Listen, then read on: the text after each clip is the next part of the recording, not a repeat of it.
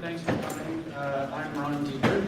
I'm the Director of Citizen Lab at the University of Toronto. Thank you for coming to this panel. We've got a really interesting group of people here. We're going to talk about some of the research that's been done and some of the concerns that people have about threats that exist on the internet, online, in the digital world, for human rights groups, for NGOs, and for journalists. Talk about some of the projects that are going on and activities that are happening, and leave a lot of room in this session for a conversation with people in the audience, because obviously there are a lot of people with a lot to say here, and so we really want to have a good conversation. I was asked to begin the presentation by saying a few remarks about general trends in this area that I observe, and then talk a bit about the Citizen Lab, where we fit into all of this. And then we're going to go to Bill Marzak, who's a Citizen Lab Research Fellow and a PhD student at the University of Berkeley, he's one of the co-authors of a report that was just published literally about 20 minutes ago. So we finally got it up. And he can talk more about that report, but also the research that he's doing. Which, by the way, often takes place in collaboration with Eva Galpern at EFF, and many of you, of course, know Eva.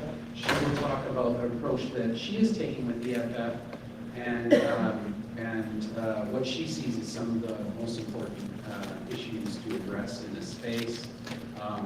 And then we're going to turn over finally to Enrique, who is really the architect of this panel, who is the one man who put it all together, and he will talk about the work that he's been doing, both, I guess, at Human Rights Watch, but now at Benetech as well, and Harvest and so forth. So to begin, let me just say a few remarks about where I see things going in this space. I've been doing research for, I guess, close to 20 years now, believe it or not, on internet-related issues. And generally speaking, I think the trends, at least as I see them, are getting kind of worse, not better. I think one uncomfortable truth that we have to recognize is that in the wake of the Snowden revelations, regardless of what you think of Snowden himself and those revelations, to me it's clear that in the short term, the reaction to it, the consequences and the impact of it in many countries around the world is going to make things even worse yet. And that's something we need to kind of prepare ourselves for. What do I mean by that? Well, if you think about it from the perspective of a policymaker in power in just about any country in the world that's not allied with the United States, the first thing they're going to do is they're going to turn to their security chief and say, are we being spied on by the United States?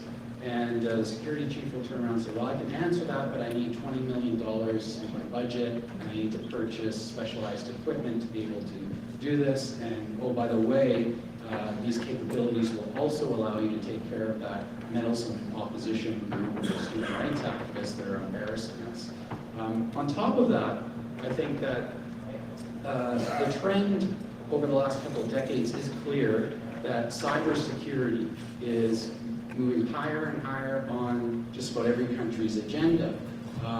In many respects, this was inevitable. We kind of turned our lives inside out. There are, something like 15 billion devices connected to the internet, including everything from just our laptops to critical infrastructure. So inevitably, this would become a major security issue. But of course, what cybersecurity means varies widely from country to country.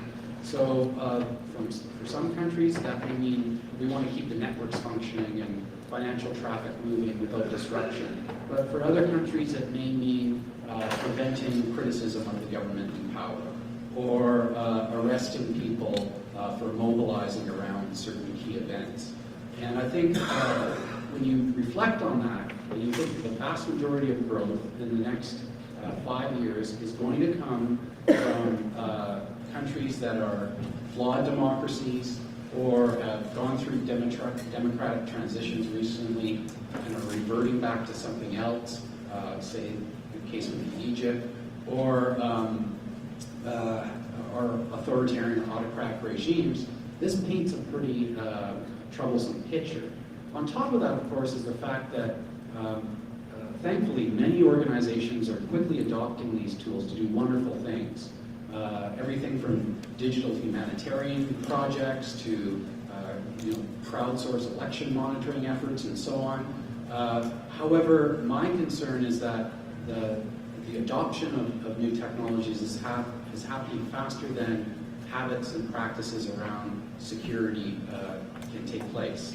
And if you look at a context like, say, sub-Saharan Africa, a region that we're increasingly concerned about, you see a dangerous or a potent combination there. Internet growth rates on the order of several thousand% per year, many failed states, zones of conflict, autocratic regimes, and then lots of well-meaning NGOs and human rights groups that are quickly adopting these technologies but don't have a lot of capacity to even think about, let alone deal with adequately security issues. Meanwhile, adding into the mix of all of this is what I lump together as the cybersecurity industrial complex. So after 9/11, of course, there was a great deal of concern focused on analyzing big data, essentially all of the emissions that we leave behind us as we go about our digital lives. This is a huge market, both on the consumer preference side, but also on the military, intelligence, law enforcement side. And in fact, many of the same companies service both market segments. So you have, for example, facial recognition companies that sell to Facebook or other companies like that, but also sell to the CIA or FBI. Many billions of dollars are feeding into this marketplace, which are putting into the hands of policymakers capabilities they never before imagined. Deep packet inspection, social media tracking, cell phone monitoring, advanced spyware, as we'll hear about later. And that market shows really no signs of fading. There have been some really important developments in this area. Legal cases launched by EFF, I think, are one important illustration of that. But generally speaking, the trend is that things are getting a lot worse rather than better in the short term. Turning from sort of high-level observations to where the Citizen Lab fits in all of this. Citizen Lab was founded in 2001, and we're not an NGO, we're not an advocacy group. I'm a professor of political science. The Citizen Lab is a research lab, but it's a research lab that's quite unique in terms of universities, insofar as we don't fit with any disciplinary silo. So although I'm a political scientist, the people who work at the Citizen Lab are computer scientists, engineers, lawyers, sociologists, and so on. So we apply a mixed methods approach to all of the research that we do, broadly from a human rights perspective. Our aim is to produce as much evidence-based research that is reproducible in order to raise awareness about the issues that I just spoke about. To give one slice as an example of the type of research we do, because we'll hear more about another element that Bill and his colleagues have really been leading up associated with the Citizen Lab. A different area is what we call the targeted threats research. And to give you some background, this goes back to at least 2007, when associates of the Citizen Lab got in touch with members of the Tibetan community. Many, well, at least one of whom is here right now, Ladin, and her associates, and Nathan as well, where they suspected that their computers were being monitored, obviously by what they suspected to be the Chinese government. And for us, that was a new area of research. We were interested in working with them to try to analyze exactly what the nature of the threat is that they face.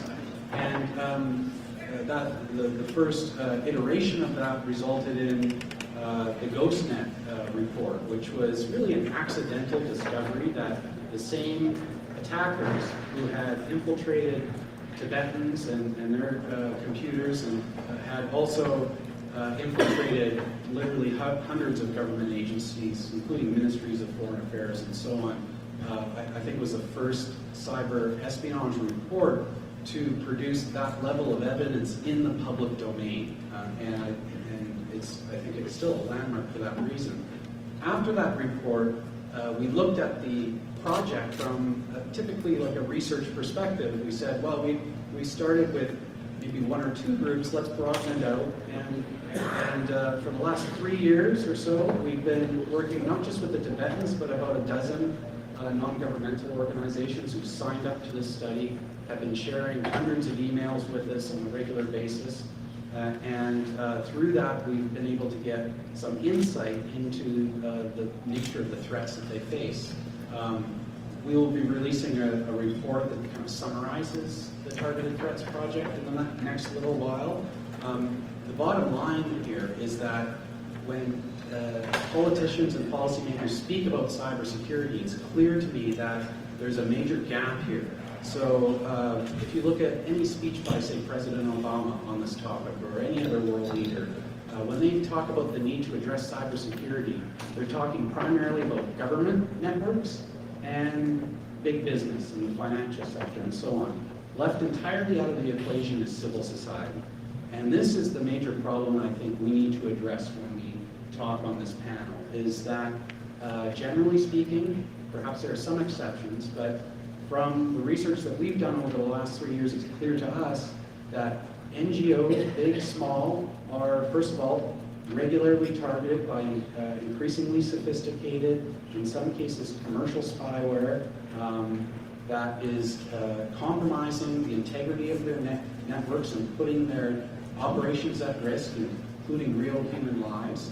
And many of them have no capacity to deal with it. Their budgets don't give them enough resources to be able to, in some cases, even hire a network administrator, let alone someone who can go and actually investigate and deal with and remediate the problem.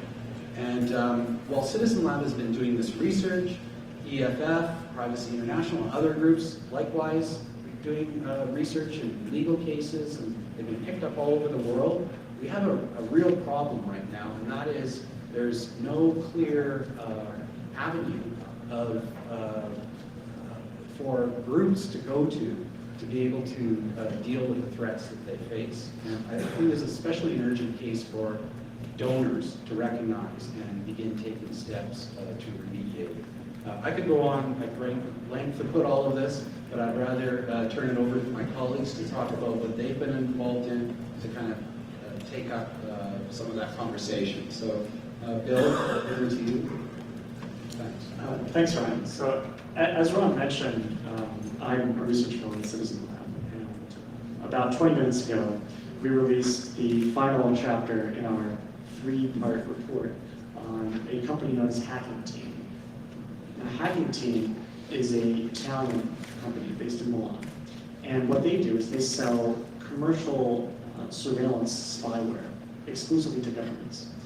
Now, this is software which the government attempts to install on your computer or mobile phone, and it gives them access to your files, to your Skype calls, and even allows them to turn on the microphone and webcam on your laptop or phone to spy on things happening in the vicinity of your devices.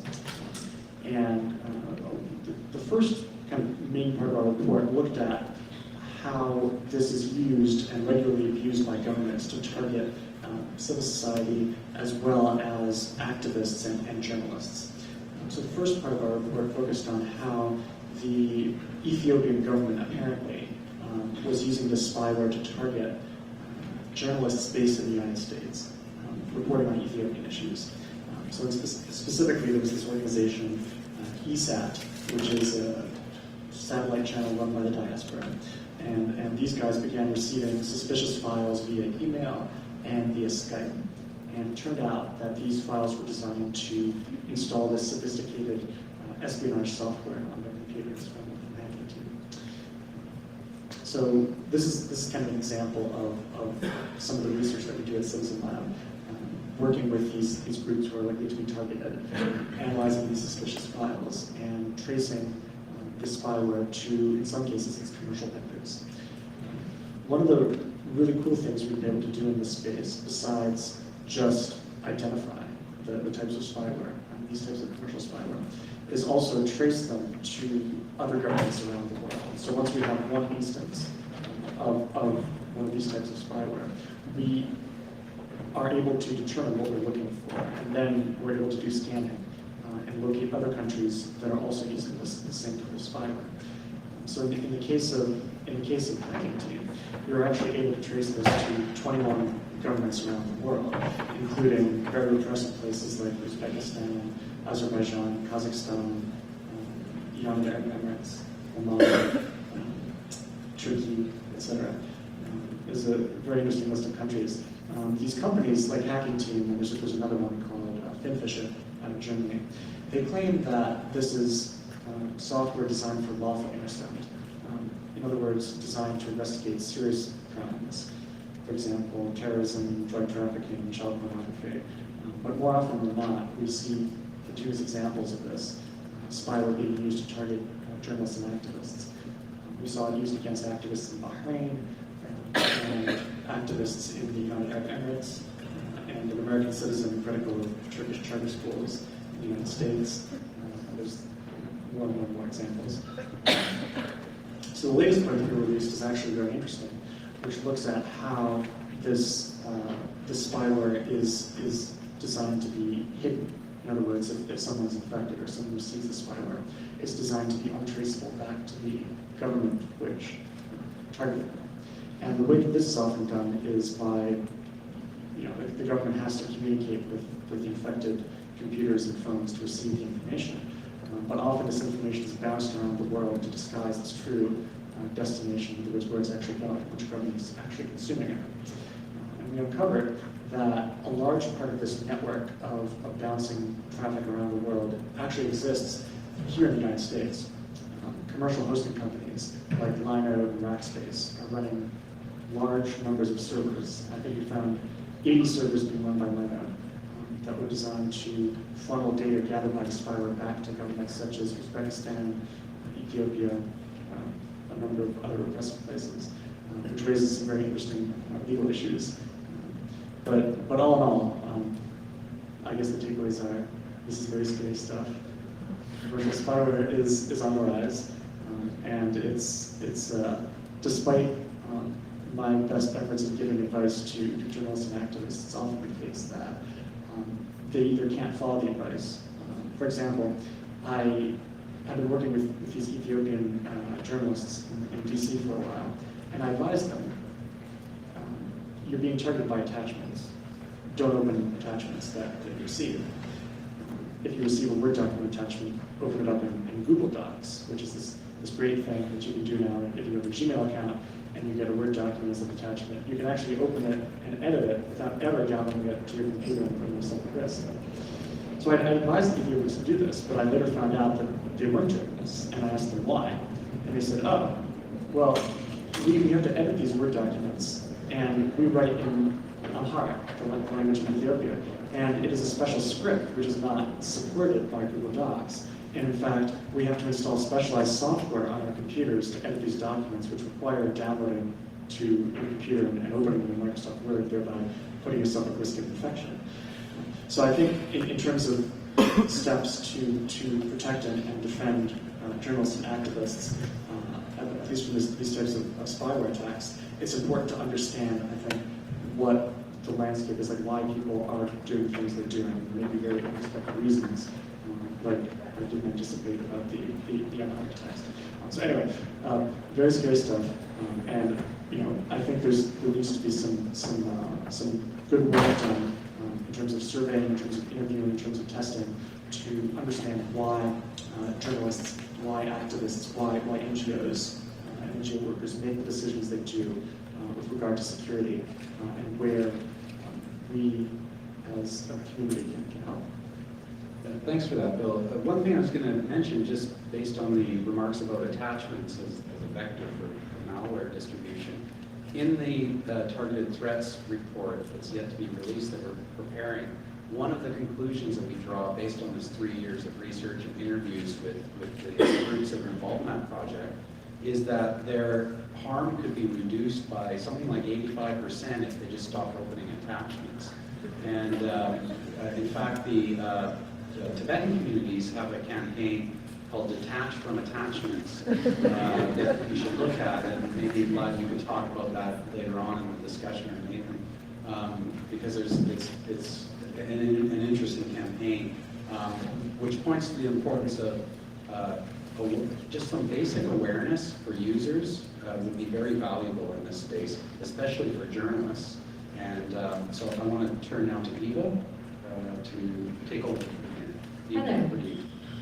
Hi, I'm Eva Galperin. I work for the Electronic Frontier Foundation. You may have heard of us. We're a group of lawyers, activists, and technologists working together to make sure that when you go online, your rights come with you. And I guess if there is a sort of activist equivalent to an interdisciplinary organization, we are it.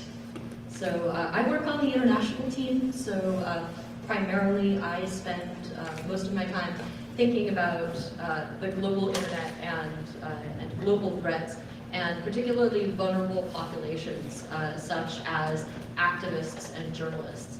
And to that end, I have spent the last, I would say, 2 or 3 years collaborating with researchers at Citizen Lab on a number of projects, including sort of a mapping of the malware space in Syria, a report on malware in Vietnam, which was particularly hilarious because they targeted me, thus making things so much easier for the collection of malware. And most recently, EFF has launched a legal case. We have sued the nation of Ethiopia over their spying on a former Ethiopian citizen, now US citizen, living in and around Washington, D.C.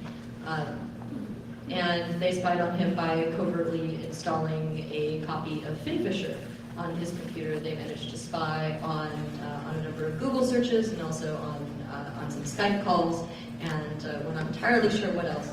But because we are absolutely certain that this happened, thanks to Bill's analysis, we are able to sue the nation of Ethiopia under the US Wiretapping Act, because it turns out that spying on people's phone calls without any kind of warrant or their consent is illegal in the United States. So this all started because we had been working on a lot of other malware projects. But usually, when it comes to these projects, I am the middleman. So a Citizen Lab researcher came to me and said, so we have these photos, and these photos are being used in the targeting of malware, and we think they're of this Ethiopian group called Ginbot 7. Do you know anybody from Ginbot 7? I said, well, no, but my job is to travel all over the world talking to activists. I'm pretty sure I can find out. And it turned out to be rather tricky, because Ginbot 7 has been named as a terrorist group by the government of Ethiopia, largely because they oppose the government of Ethiopia, which they find terrifying. And they are not known as they are not considered to be a terrorist group by any other country. And so they're extremely cautious about new people approaching them and saying, hey, I hear you have some sort of security problem, let me take a look at your network. So it took me about 3 months to find somebody from Ginbot 7 who was willing to talk to me and to spend enough time slowly talking to them about what we thought the problem might be and earning their trust to the point where they would let us take a look at their computers. Somewhere around the 3-month mark, Citizen Lab published their Ethiopia report, or rather their FinFisher report, which included a report of the command and control server that they had found in Ethiopian IP space, indicating that the government of Ethiopia had, in fact, purchased FinFisher. And I think that this was really instrumental to gaining the trust of the members of Ginbot 7. So what's particularly interesting about this lawsuit is that, well, not only that it has its roots in this long-time collaboration between Citizen Lab and EFF, but I think that this is really the next step. This is our first step on the offensive against international and warrantless surveillance.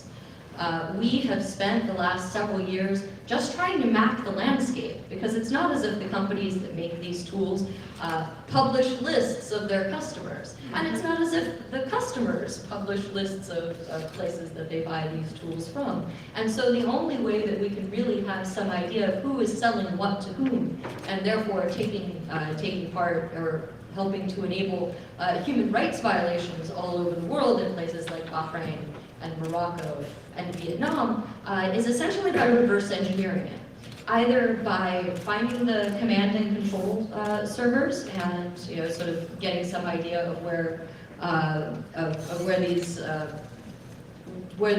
spyware tools are being sold to in that way, and also by simply talking to the activists, talking to the people in the community, and gaining enough of their trust that they're willing to send me their number. So that we can analyze it and have some idea of what is being used to spy on them. And we've sort of combined our forces in order to get a very small and partial map of some of the world surveillance landscape, which is more than we had before. But our first step on the offensive is suing the government of Ethiopia. And I think that this is particularly important, especially in light of EFF's long-standing cases against the NSA and its program of mass surveillance. EFF launched its first lawsuit against AT&T for its part in the NSA's mass surveillance in, I think it was 2006, meaning the case is now old enough to go to grade school. And we launched our most recent case against the US government in a matter regarding the Verizon order, which was I think was the very first document that came out of the Snowden revelations, before we even knew who Edward Snowden was. And we launched that case, I think, last year. So we've been at this a long time. We're the old school litigants on this. But the world in which the real politic that the NSA says that it's playing is essentially people in the US are protected. The NSA is not supposed to spy on US persons on US soil. But when it comes to the rest of the world, the NSA insists that the rest of the world is fair game. And this is bad news for me, because I spend most of my time talking to non-US persons on non-US soil, and I'm not particularly enthused about the notion of telling them they're completely out of luck when it comes to protecting themselves against NSA spying, and that the only tools that they have to defend themselves are the technical tools with which I can help associate them with. They should have legal protections. The law still applies. International law still applies. But as far as the NSA is concerned, they can do whatever they can get away with. And a world in which intelligence agencies can do anything they can get away with and anybody out of the country is fair game is a world in which Ethiopia feels free to spy on a US person, on US soil, however the hell it wants, without getting any kind of warrant, without engaging in any kind of due process. And so if you are a US person, suddenly when you're talking about mass surveillance, you don't have to just worry about the NSA spying on you. Maybe you don't mind if the NSA reads your email. You figure, hey, I've got nothing to hide. But do you mind if China reads your email? Do you mind if Russia reads your email? Do you think that the GCHQ should be reading your email? Do you think Vietnam should be reading your email? Or Ethiopia? This is not just the big players that we think of as being particularly strong in the area of cybersecurity. Any country with, a couple $100,000s to give to a company like FinFisher or Hacking Team is now a player in this game, and we are not safe from any of them. And so I think that's the reason why EFF's legal cases are so vitally important, and that's also the reason why I'm so enthusiastic to see how they're going to play out. Thanks so much, Eva. Enrique, over to you. Okay. Hi. I get very anxious. I'm happy to talk. Also, my accent gets bigger, so you're going to have to bear with me. This kind of translation in my accent should be coming. So I'm Enrique Villases. I work at Benetech. I did the human rights program there.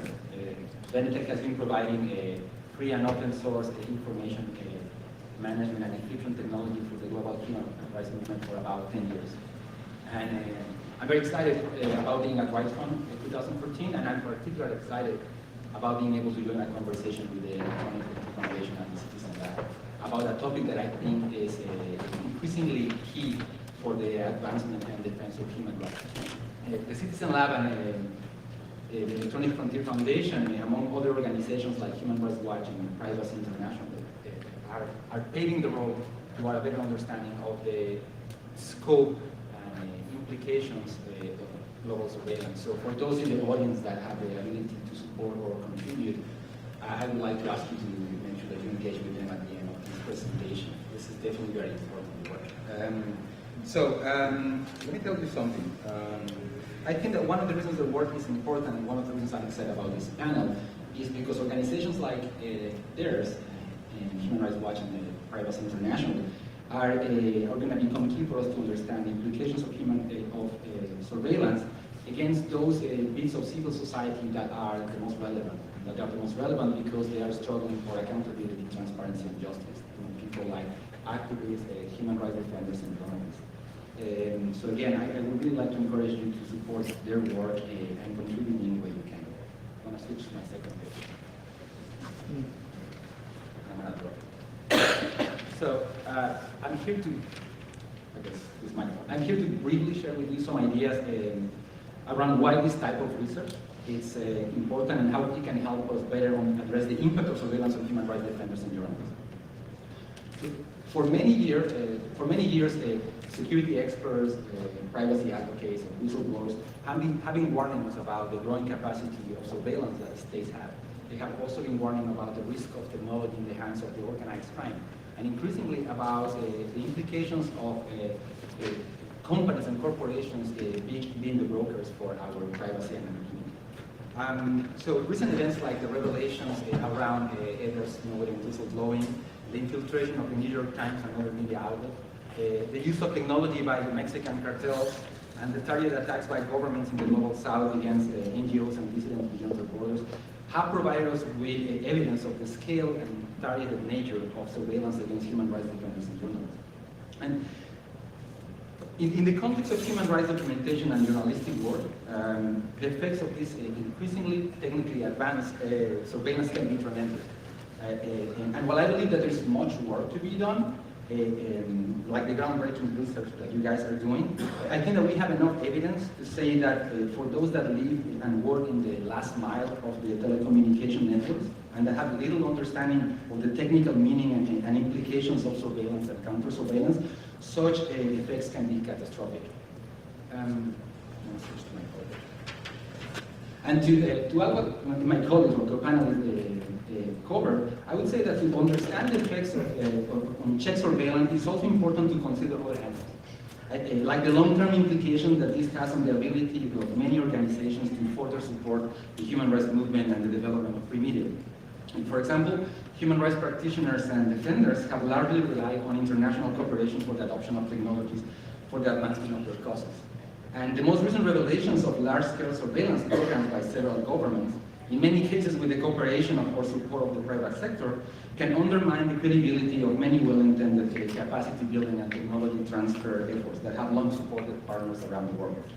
So,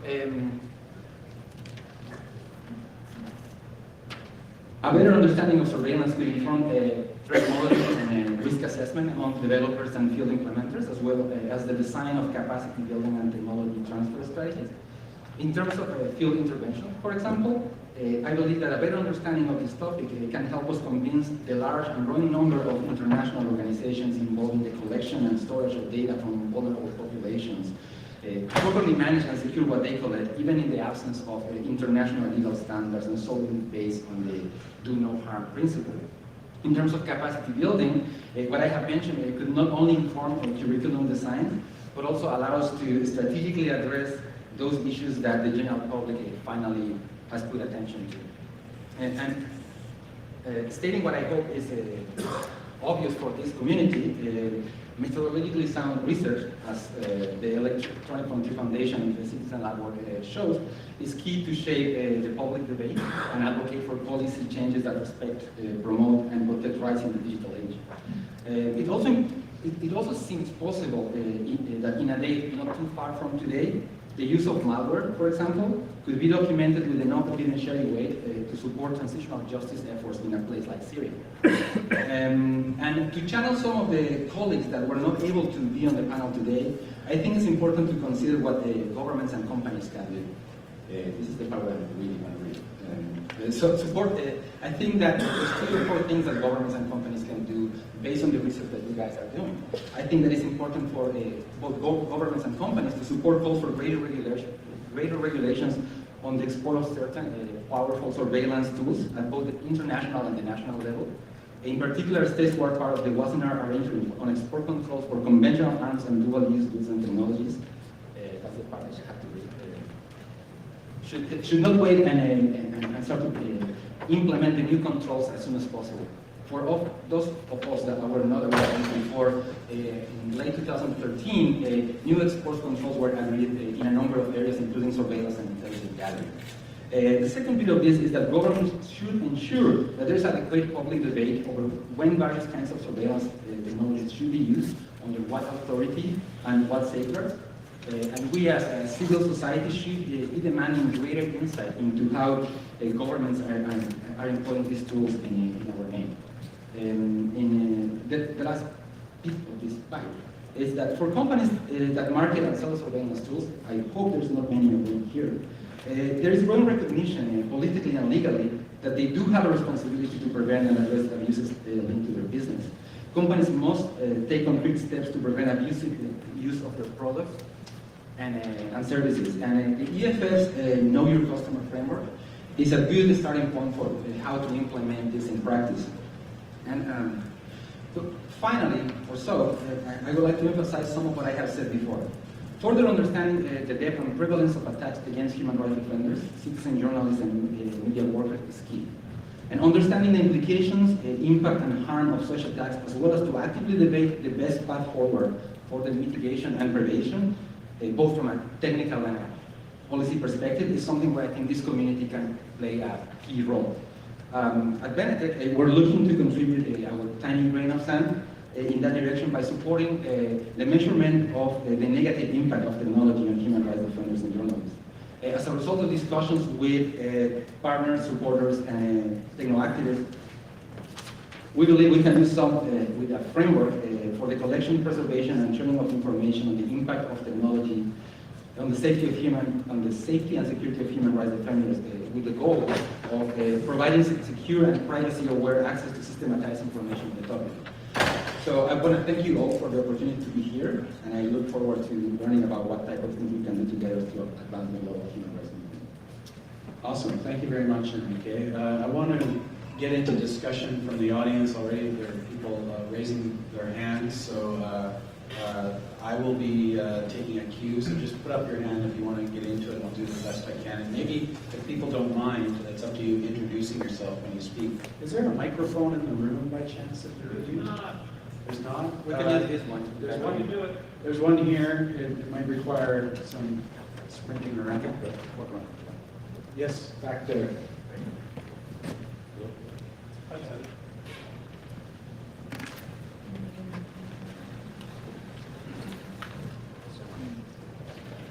Thank you so much. My name is Vahid Rizami with BizCloud and Ethics and Tech. The question that I have for Citizen Lab and EFF is, where do you, today, the data that's being captured by the NSA resides not just at the NSA, it resides at its defense contractors like Booz Allen Hamilton that Snowden worked at back in during the Daniel Ellsberg's time. It resided at places like the RAND Corporation, Computer Science Corporation, a lot of the public companies that actually are doing the data collection. 80% of the NSA's budget is outsourced.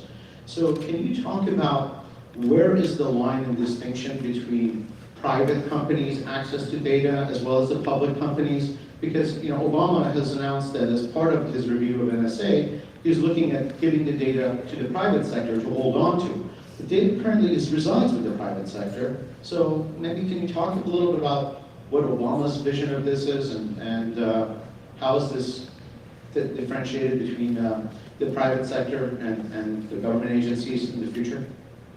So I'm happy to take a crack and then we can go along. I think this is a very important topic for discussion. One of the points that was raised during the Obama's presentation on the NSA that really disturbed me was how suddenly the whole conversation about metadata collection had been legitimized and normalized. So what went from being, hey, this is bad, the government is collecting all of our metadata, transformed in a subtle shift of, Obama's very eloquent in the speech to, yes, we had to collect it all, but the way we're going to do it is we're going to transfer it to a third party. And I thought at the time, well, who's it going to be, like Target or Walmart? It's like, it really disturbs me, this idea of like a big holding tank for all the metadata. But security aside, more troubling was the fact that this had been normalized as part of the conversation. Generally speaking, I think when we speak about accountability and oversight, I believe that what we're doing collectively here at Citizen Lab, and what EFF is doing, what Privacy International is doing, and many other groups in this space, is a form of distributed oversight. Right? So in the age that we live in, we can't just build oversight mechanisms that rest within government structures, judges and so on. We need to expand it out. Why? Because the vast majority of the data that we're talking about is in the hands of the private sector. And we need many more points of oversight that come from civil society. I think the part of what we've been aiming to do, at least from the Citizen Lab's perspective, is to begin a process of legitimizing this type of research.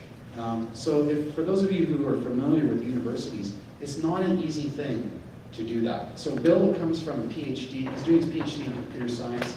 The type of research that Bill is doing, it's a pretty tough sell, or traditionally has been, within the conservative departments there. And the training that computer scientists and engineers go through tends not to have this component to it.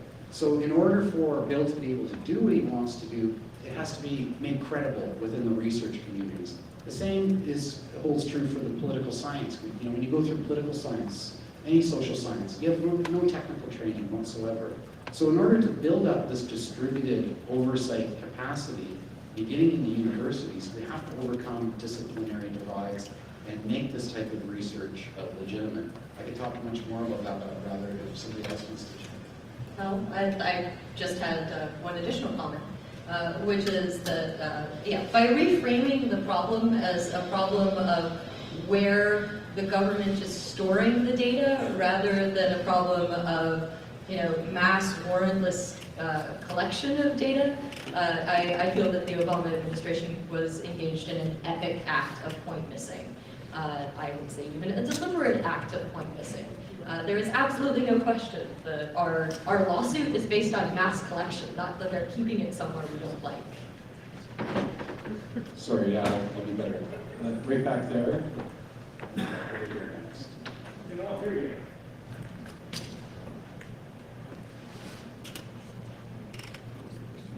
My name is Mariam Marsategi, and we have an e-learning project for Iran human rights education called Tamanna. And my question is about the point that countries like Iran are not going to do bad things, particularly to people on U.S. soil, if the American government isn't engaged in those things. So NSA practices are not necessarily harmful, but they're very harmful when taken into the context of the message that it sends to governments of repressive regimes and what then they can do to us. My question is, do you think that those governments of Iran, of China, wouldn't be engaged in those acts if the United States wasn't? I think it's naive of us to think that if the United States holds itself back, then governments like of Iran are going to also hold themselves back. I feel that this is a mischaracterization of my argument. I have said that a world in which people can spy however they could get away with spying with no real legal oversight internationally is essentially the world in which the NSA claims we live in. And I certainly think that Iran agrees with that. This is the very basis of realpolitik. What is particularly interesting about the EFF case against the nation of Ethiopia is that we are fighting against that. We're saying that if you are a country and you spy in the U.S. on a U.S. citizen without going through the proper legal channels, which honestly you can't because good luck getting a warrant, then you should face the legal consequences because the rule of law matters in the United States. That's why we have an entire floor of lawyers at EFF. If we did not believe in the rule of law, we would just be the technical floor. And believe me, probably be a lot cheaper.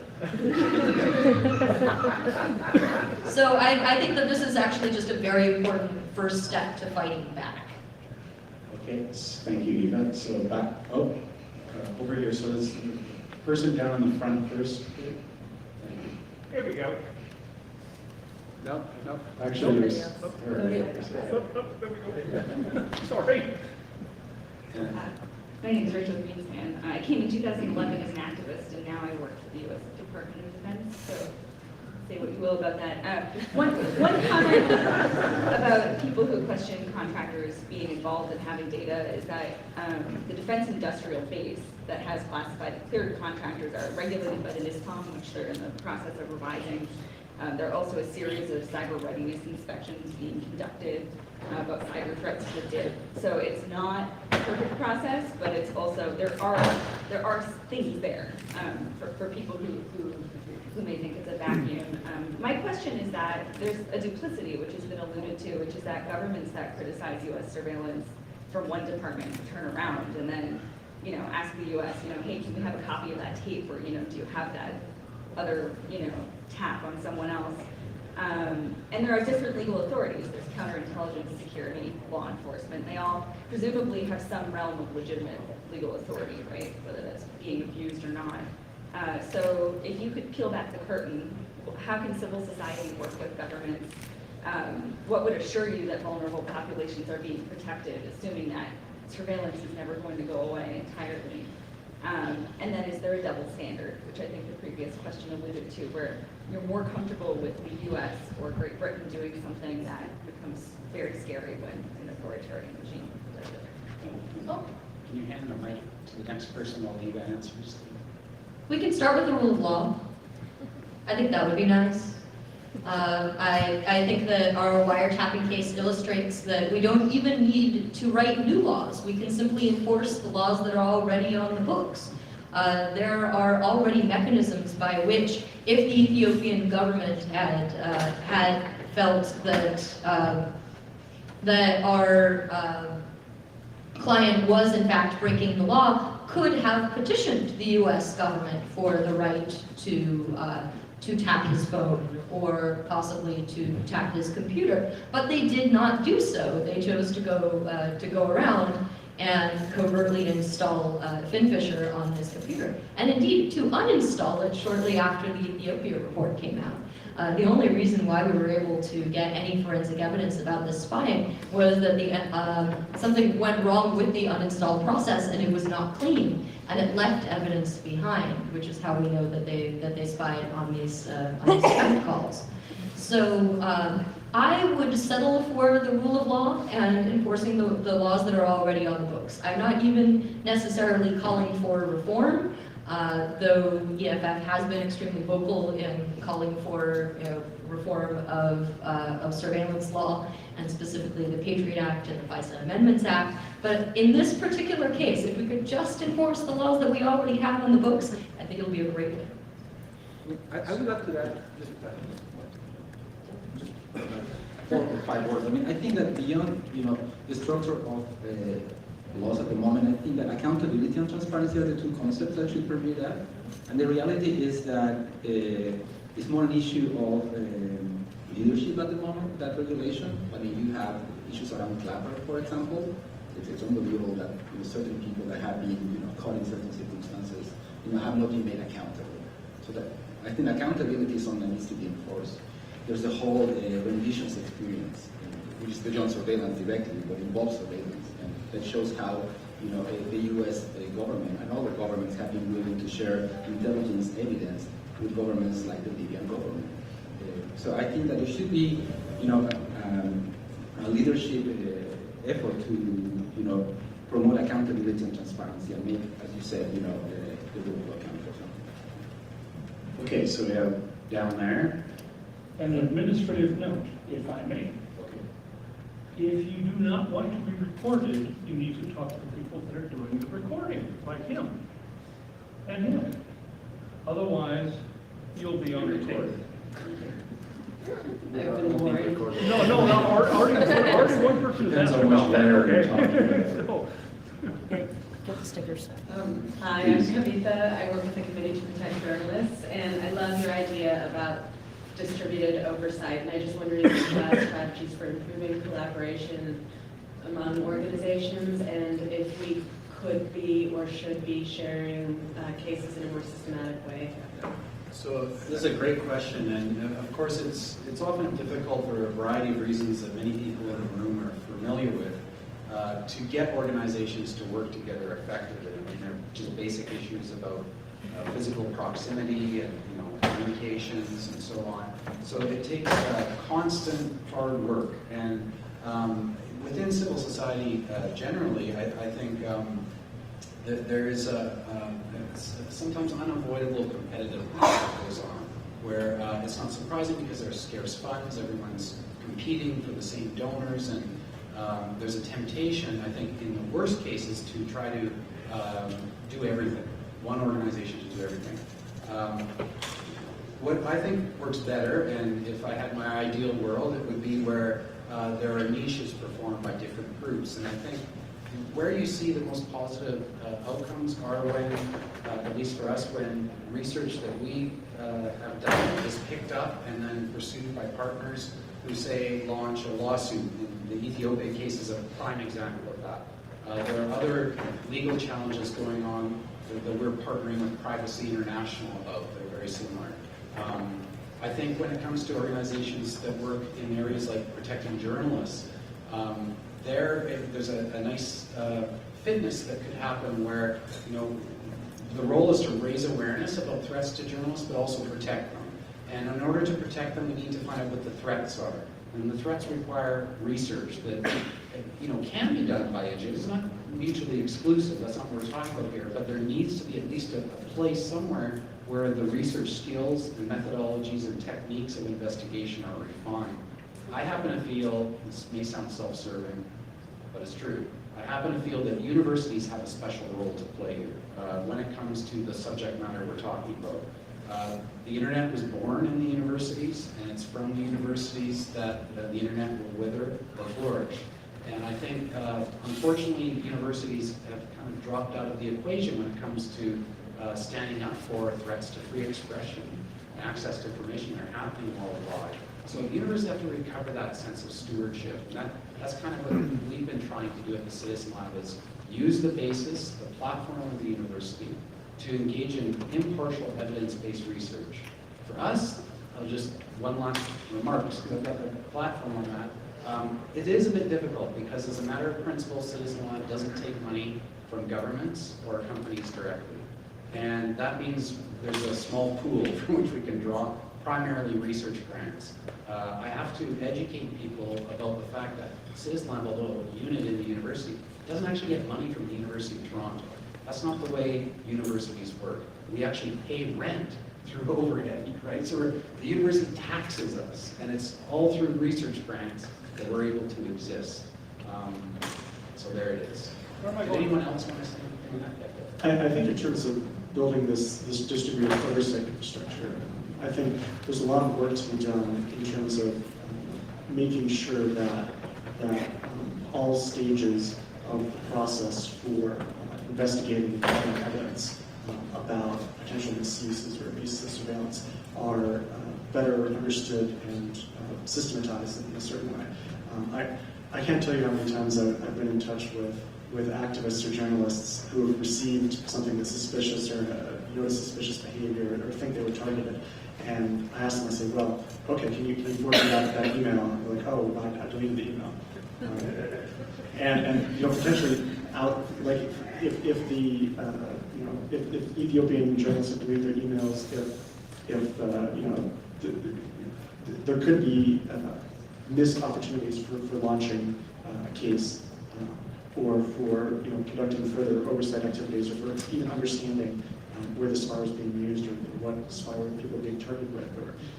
So I think there needs to be better awareness of that, as well as a better way to more awareness and a better way for people to kind of submit suspicious artifacts that they receive, or to report suspicious activities, to enable these to be gathered for investigation, and gather evidence, and proceed with legal action or policy. So, so Seems to be looking younger and younger. Thanks. Hi, commission leaders. I just had a question. So the panel's about journalism and surveillance, and I wonder if anyone could talk specifically about what the Obama administration has done. There's been a lot of talk about the war on whistleblowers and the war on journalists. What they did with Fox News, suggesting they were co-conspirators, taking the records from the Associated Press. There's clearly a war on journalists right now. And the threat, I think, is not coming so much from the government of Ethiopia. I'm not concerned with the government of Ethiopia. It's fine with me or anyone in this room, really, except for maybe a handful of people. But the NSA has its fingers, and GCHQ has its fingers in all of our information. So if anyone can talk a little bit about that, and the idea that if a democratic, quote-unquote, African-American, Harvard Law educated president can do this, what hope do we really have for the future when the next president comes from the GOP or something? Thanks. Well, I guess that's all mine. I will throw myself on that grenade.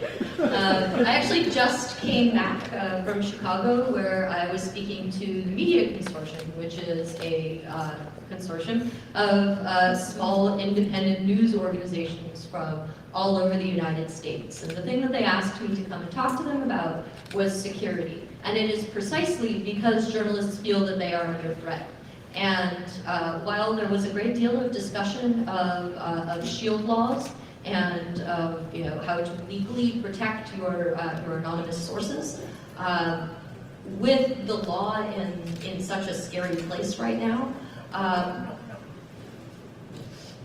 people weren't particularly open to the notion that the best protection they could gain for themselves was the protection they could get through good operational security, through strong threat modeling, and through the use of security and privacy tools with strong encryption.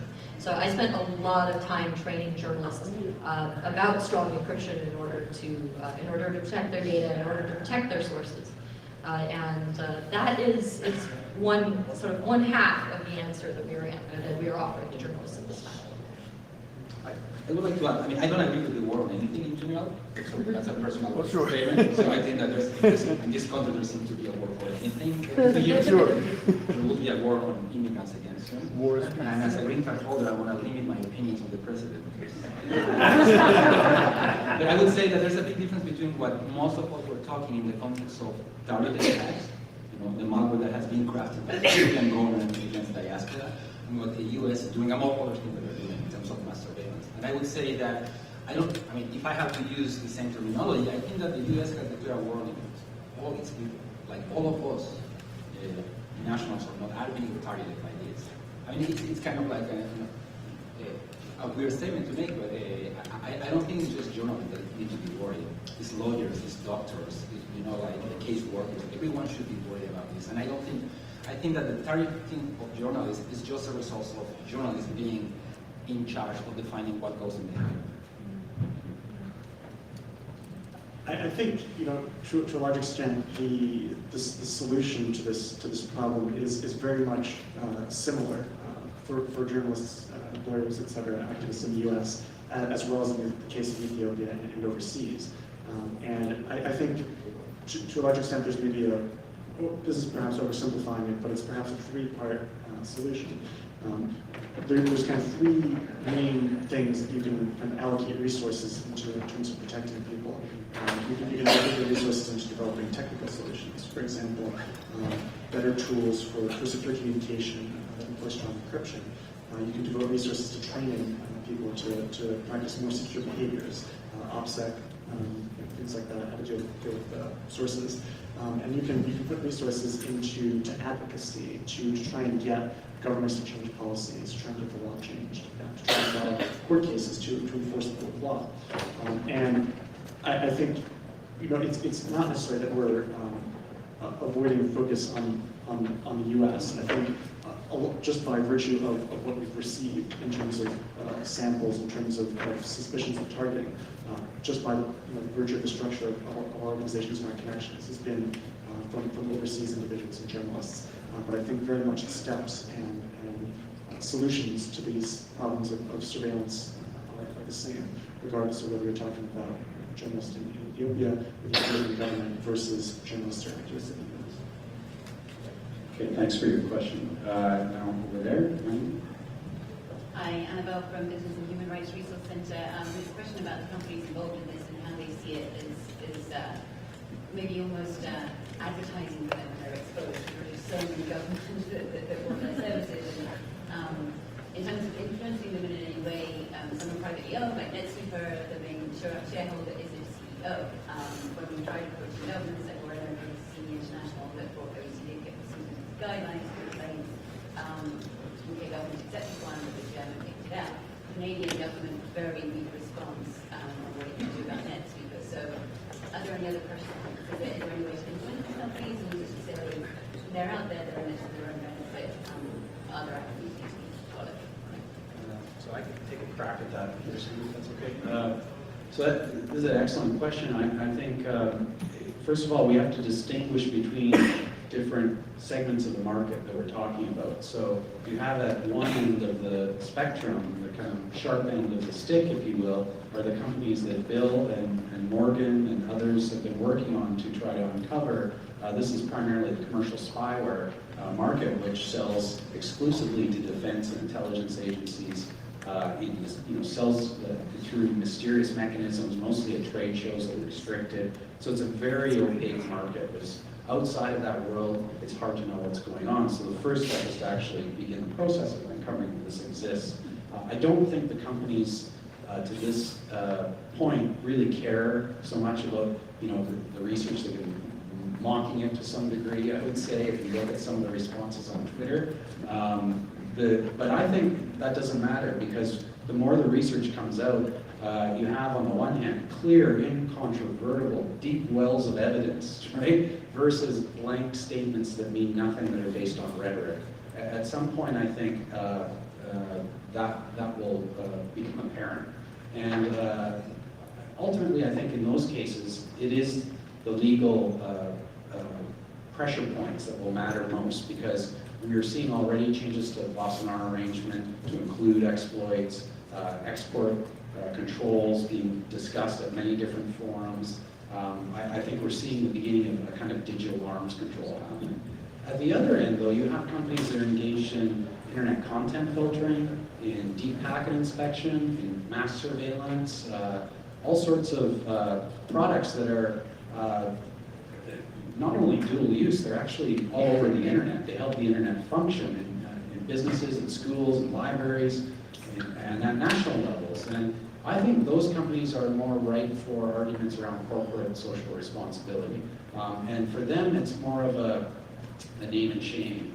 Unfortunately, NetSweeper, we have been doggedly at Citizen Lab, tracking them down. We've developed a way to fingerprint through a variety of methods where their technologies are being operated. And it is really a sordid list, right? I mean, it started out when there was a campaign against WebSense, which is a company based, I think, in this part of the United States, to stop providing internet filtering in Yemen. And when they backed out and put forward their human rights notice, NetSweeper stepped in. And they seem to have a track record. Last week, we released another report showing that NetSweeper was providing internet services in Somalia to the 3 main internet service providers, including Hormuz, which in the past has had ties to Al-Shabaab.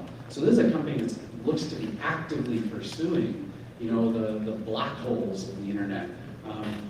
Bigger companies, though, I think are starting to feel the pressure, and I've heard talk about some of them thinking about joining forums like GNI and so on. So I think, there are mixed methods that we can adopt to try to bring companies around.